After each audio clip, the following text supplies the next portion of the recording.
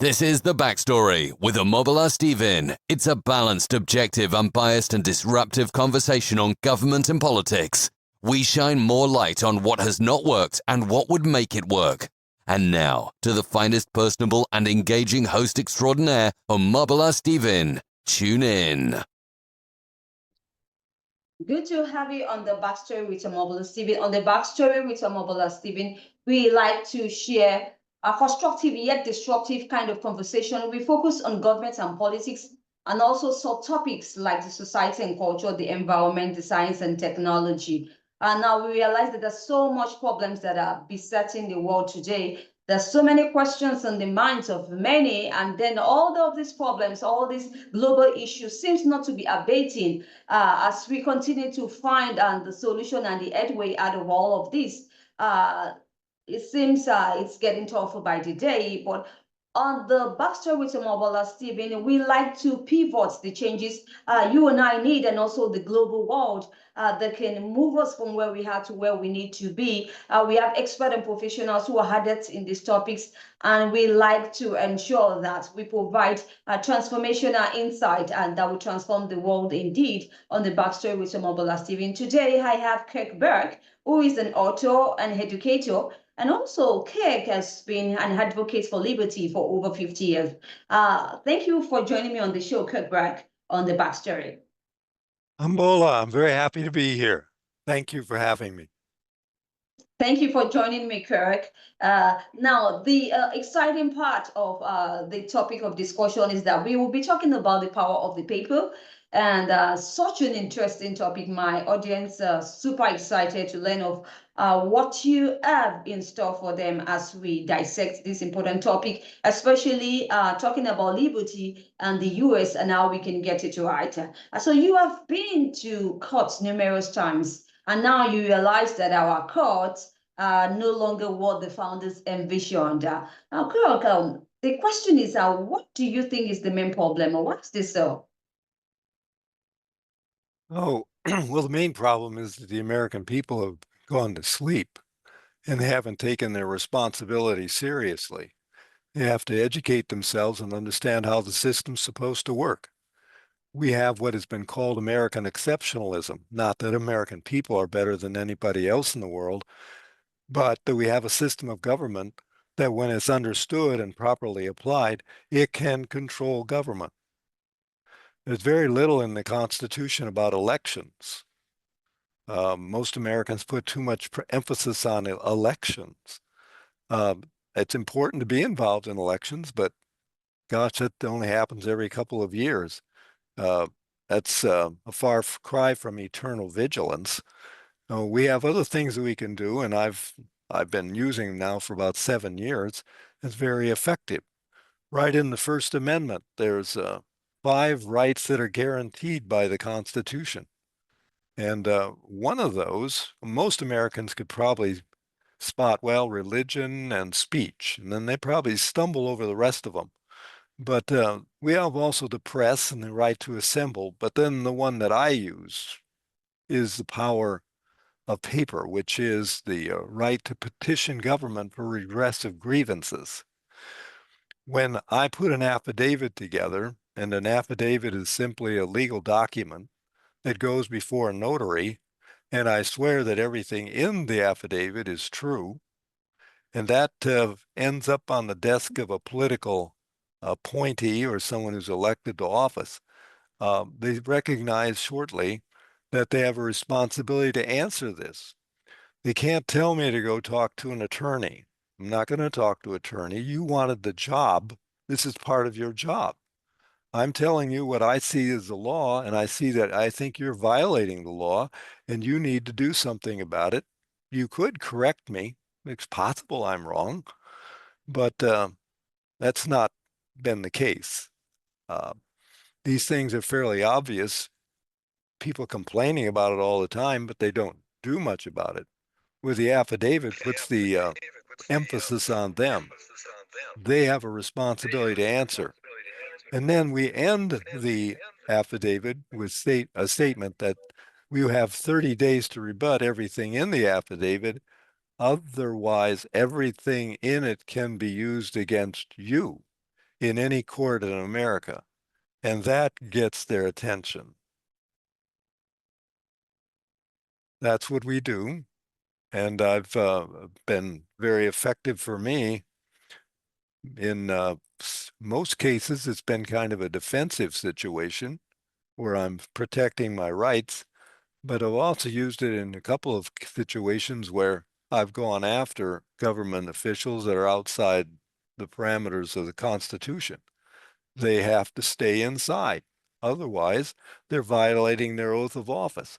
And violating their oath of office can be a very serious situation, especially if one or two people are joined by 1 or 200 other people.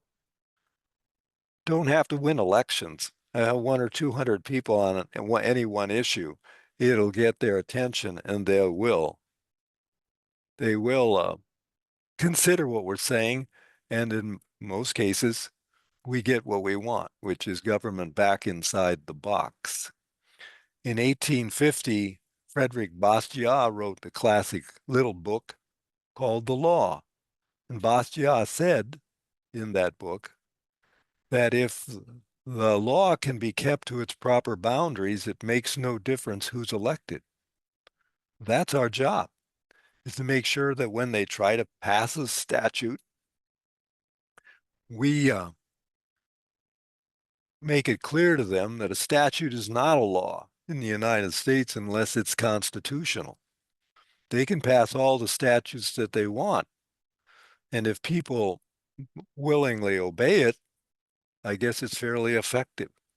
But when Americans stand against it, we even have the Supreme Court of the United States saying you have a responsibility not to obey unconstitutional statutes. It's part of being an American. You don't obey unconstitutional statutes. And this, of course, leads into the whole idea of common law that Jefferson wrote in the Declaration of Independence. These sacred words. He said, he, speaking of the king, has combined with others, speaking of Parliament and the colonial governors, he has combined with others to subject us to a jurisdiction foreign to our Constitution. Now, Jefferson wrote those words in 1776. The United States Constitution wasn't created until 11 years later. He wasn't talking about the United States Constitution. He was talking about English common law, which guided the American colonies. So he says, has subjected us to a jurisdiction foreign to our Constitution and unacknowledged by our laws, giving his assent to their acts of pretended legislation. Pretended legislation? What in the world is, oh, he's talking about statutes that aren't constitutional. That's what he's talking about. There are thousands of them in America. There are statutes, they're legal, but they're not lawful. And it's only through common law that you can basically push back against it. And that's what the affidavit is. It's a common law process of putting the corporate official, I've used it against a corporation as well, 4 times against government, once against corporation. And they are responsible to answer. They can't. The people who told me about this have been doing this effectively for 6 decades. When they told me they have 10,000 victories, I thought that's a hyperbole. No, I have 5. I'm just one guy, and they've been doing this for 6 decades, and they've said they've never personally done an affidavit based upon truth, evidence, facts, and valid constitutional law that's ever been rebutted. How can they rebut it? And lawyers are really smart on this. They know you're not going to sign something that could be taken into a court of law in which they're lying. So they just don't rebut. they'll send you a letter saying you're stupid, but they won't hit you with an affidavit. It's affidavit versus affidavit. It's not affidavit versus a letter. Letters go in the trash. Affidavits do not. Now, this started for me 7 years ago when I got one of my rolling stop traffic tickets. I've always had trouble with this because uh, common law said you can't have a crime unless there's a victim. Well, if I'm not coming to a complete stop at 2 o'clock in the morning, who am I bothering? Nobody's going to be concerned about it. But the government recognizes this is another opportunity to fine me, which will put another $200 into their coffers. So I used the affidavit process on that. I pointed out to the deputy the couple of things that he did wrong. And then we went to court. I walked in, he walked in. We looked at each other. He gave a piece of paper to the bailiff. The bailiff handed it to the judge. And 2 minutes later, the judge was asking where I was in the courtroom. He said, Mr. Beck, I see you. You can leave now. Your case has been dropped.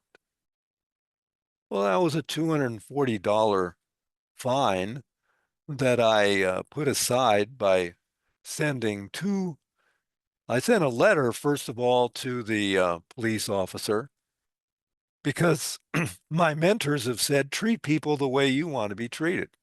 So I sent him a letter, but I always send it certified mail. So he got a letter. It's the first time he probably ever got a letter from somebody who got a ticket. But I sent him a letter, and I'm pretty sure he didn't take that too seriously. But when I sent him the affidavit, I'm very certain that he did. And he probably sent that up to legal, and legal came back and said, just let him go. It's not worth it. I don't think the attorney up in the legal office told the police officer, well, he really understands the law pretty well. We can't. Well, wait a minute. If this guy understands the law, why am I enforcing on invalid laws? I mean, that's how most police officers would consider it. Kirk, you just one out of millions of people who apply this process. I'm talking about the power of paper, the affidavit process. So how can we begin to get other citizens or influential people just like you to begin to apply this process? Because it's a very, very important discussion that we ought to be having right now. We're talking about moving America forward, the United States forward, and changing the narratives. How can we begin to apply this process effectively? Well, I want to point out that I have a free gift for the audience that they'll have an opportunity to look at the template that I use. The template begins with the one paragraph that explains the responsibility of government to answer, and a final paragraph that tells them that they have 30 days in order to answer, otherwise it can be used against them in court. Now, the body of the affidavit depends on the situation. I could go into 4 other situations that I had, but you have to understand the law, but you don't have to go to law school to understand some basic common sense things. The basic thing you begin with is there a victim? If there's no victim, why am I being told I have to do something? Why am I being fined for not doing it? And then you just investigate. For instance, I give you a best example of this. We had in our county, I'm out here in California, we have 58 counties. We have over 40 sheriffs that basically think our governor is unconstitutional. So they don't necessarily enforce everything that the governor wants them to do. Our sheriff is very well known for basically saying, I'm not going to do that. I'm not going to walk into churches and make sure that people are social distance. I'm not going to require restaurants to close, putting people out of business. He chose not to enforce the law. However, we had a chief medical officer who started sending out his agents intimidating people, saying, if you don't close, we're going to start fining you $100 a day or $200 a day. And a lot of businesses started just shutting up for not just a couple of weeks, months, going out of business. Well, fortunately, I got in touch with some people about in Massachusetts, and they had put together a dossier on Fauci. Fauci, of course, is the guy who was telling us what we had to do during COVID. Well, we found out that counties and states that are implementing these mandates are violating federal law. There's a code of federal regulations stipulates that in order to mandate any of these actions, you have to have an independent review board go over the data made up of people who have no monetary interest in the outcome. That was never done in California. Probably wasn't done anywhere in the country. So we put this in an affidavit and send it to the medical officer. He did exactly what my mentors have told me. Not going to do anything. He's going to ignore it. So we do the next step. We put that affidavit into another letter with another affidavit made out to his boss. In the county, we have 5 supervisors. So all 5 of them got the affidavit. And that was the only time my supervisor called me up on the phone, and he was not happy. He did not like seeing his name on that. And I said, well, it's the law. You need to enforce the law. You need to deal with that guy. The end result was he was terminated. That guy making a couple $100,000 a year ended up leaving not only the state, he left the country. He went to Australia. When I talked to our sheriff about it, he said, yeah, it seemed kind of strange that he all of a sudden just decided to leave. Well, I don't know to what extent my affidavit had an effect upon him leaving the country. I didn't want him to leave the country. I didn't even want him to lose his job. I just wanted him to stop doing something that was unconstitutional. But the supervisors looked upon it as, hey, this guy is causing trouble. Let's just get rid of him. Now that was done with affidavits. Affidavits, just a piece of paper in the mail. I didn't have to go down there with a gun or anything like that. I just used the process. And other people did it as well. It wasn't just me. So that's an example of knowing enough of the law. Now I didn't research that law. The people in Massachusetts researched the law, and we got a hold of it, and we used it here. And it could have been used in every county in the country. And now, talking about law here, yes, I want us to talk about the common law and the Constitution. Changes, especially the 2024 elections, presidential elections that is approaching. I'd like us to delve into that, talking about the challenges and. Well, I want to back up. We should have a common law, but we don't. We have statutory jurisdiction. When you go into the courtroom, they assume that you are submitting to statutory jurisdiction because nobody ever makes a fuss about it. I learned early on that if you're going to go into the courtroom, you have to set the stage. You have to set a pre-trial motion that you're going to go in and you're going to demand common law status. And there'll be judges been sitting on the bench for 30 years that never heard anybody do that. But it's necessary. We need to educate judges as well as governors, as well as police officers. As to the election that's coming up, I'm very, very concerned about it because one of the worst things that came out of COVID is the whole idea that we're going to have mail-in ballots. This is very, my wife and I went to vote recently. In the old days, you presented an ID, you identified yourself, and you were given a ballot. Now, they don't even ask. They just want you to sign something. So they take a look at my signature, and they compare it to one that's on the records, and if it's not the same, they can throw it out. Well, what if somebody's had difficulty with their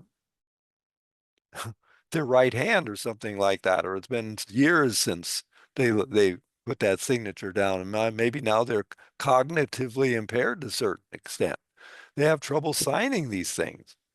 And one person can sit over, maybe it's a couple of people, and they look at it and say, "What do you, that look like the right signature?" Yeah, it looks like the right signature. Okay, we'll accept that one. Well, how about that? No, no, that's not the same signature. And my son gets a mail ballot. He doesn't even live in the county anymore. It's just wide open for corruption. And that's why so many people are disgusted, especially I think a lot of people on the conservative. They feel like there's a lot of cheating going on, and they're unfortunately they're resigning themselves to defeat. And all I know is I'm responsible to vote. I'm going to vote. But in the long run, as I tell people, uh, our desire is to keep government inside the box, whether that's a Democrat or a Republican. Whether they step outside the box, we're going to have to deal with them. We had a Democrat here that was trying to pass a statute that would put pastors in jail for simply giving counsel to people regarding their sexual orientation. Nobody was forcing those people into the room for the counseling, but that didn't change my assemblywoman's attitude that we need to have a law to stop this kind of counseling. Well, we hit them with the affidavit process, and they backed off on the law. They didn't even pass it. So we didn't have to take it to court. We just had enough people that were putting pressure upon her and others. And in her case, it's kind of interesting that not only she sponsored the bill, 6 months later, there was a resolution, which is not a law, just, hey, this is what we'd like you to do. We'd like you pastors to stop doing that. And she didn't even sponsor the resolution. So our job is to educate these people, and they're not always the smartest people. They're almost always people who have a tendency to want to get something for nothing. And especially in, I'm going to say it, especially in the Democratic Party, it seems to be a lot of grooming going on where you work for, at least in California, which is, a very Democratic state, you work for a Congress, you work for an assembly person, and then a few years later, they run you for a city council. And then a little bit later, you become assembly person. A little bit later, you might become a state senator. It's a process of you pay your dues, we'll take care of you. And that would really bother me so much because I recognize, hey, I've got a method that works. And all I need to do is educate 300 people to do what I'm doing. Absolutely. All right. Thank you, Kirk, for sharing that with my audience. One of your core expertise is also about foreign policy. I'd like us to just delve a bit into foreign policy and the elections. Talking about the 2024 elections, what is the future looking like for the next president of US in terms of foreign policy? In terms of foreign policy, Right. I I support peace politicians, people who want to work for peaceful resolution. I have a book entitled Officer Hanson, Compassion in Blue. And part of the book is about how we can disarm violent situations before we have to go around disarming violent people. And that works not only within a county, the law enforcement, but it should be our attitude across the world. The United States should be not the world's policeman. It should be the world's peacemaker. We have the great ability to use our potential, our resources, our wealth to bring about great amount of benefit to the world. Unfortunately, our corporations run our business, run government. And our corporations run our legislators. And it's important for Americans to recognize we have to win locally before we can win on the state level. We have to win on the state level before we can win national. But we can make effort in the right direction. We have in this election an opportunity to elect not just one man, but a team. I've been watching elections for 60 years. I've never seen one like this.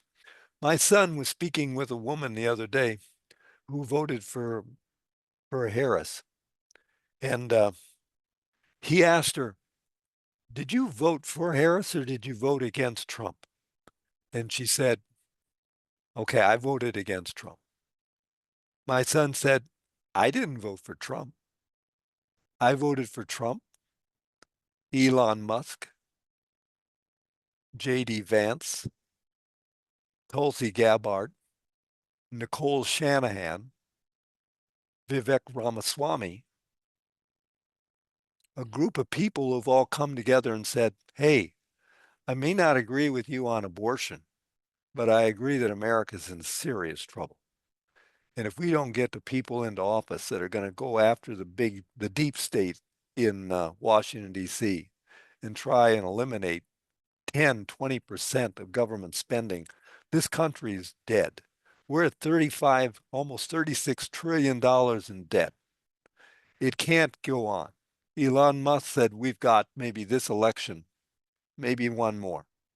He said it's out of control. We're spending $1 trillion every year just to pay the debt. $1 trillion? The entire United States budget in 1900 was $1 billion. Now we're $1 trillion just for paying off the debt. And it's not just the United States, there's debt all around the world. And we have a small group of oligarchs, billionaires, who are running most of the governments across the world. But I'm thankful to God that there's always a remnant, whether it's Malay in Argentina or Bukele in El Salvador, who are taking a stand against this oligarchy, these rich billionaires around the world, and they're cleaning house. And it's not too late for the United States to do likewise. Most Americans sat it out. Some were selling crops to the British in Pennsylvania, in Philadelphia, when Valley Forge was going on, and a handful of soldiers was freezing in under George Washington's command.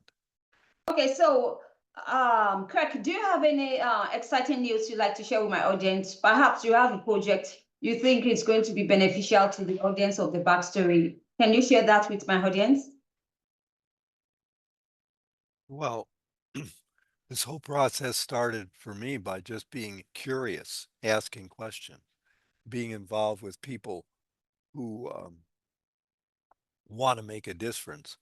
Tactical Civics is in over 1,500 counties. There are over 8,000 people across the country. In Riverside County, we meet every month. And our goal is to activate 0.5%. That's one person out of every 200 voters to understand the principles that made this country so different from all other countries governmentally.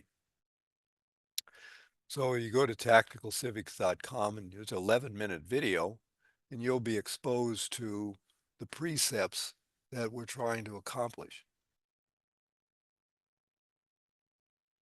Thank you so much, Kirk Beck. Thank you so much, Kirk Beck. We really had a great time. As you really expound on talking about the affidavit process, the power of the paper, and how you've been able to explore this process in order, to begin to transform the U.S. Society and especially the law. Thank you once again, Kirk. Can you share your social media handles and your website so that we can connect? Yes, the gift is available at ritz.com. /backstory. So we know it's coming from your program. Mm. Sorry. for having Kirk. me. Thank you so much once again, Kirk Beck. I really had a great time. Thanks for Thank sharing you. your thoughts on the show. This is the Backstory with Omobola Stephen. You can catch up with any missed episodes on the show as you just check online and search for the Backstory with Omobola Stephen. We focus on government and politics and other subtopics like the society and culture, the environment, and science and technology. We share disruptive yet constructive mindset conversations on topics or subjects that are related to this. Listening to the show. I need to stay safe always. I talk to you soon. Bye for now. Thank you so much, Kirk.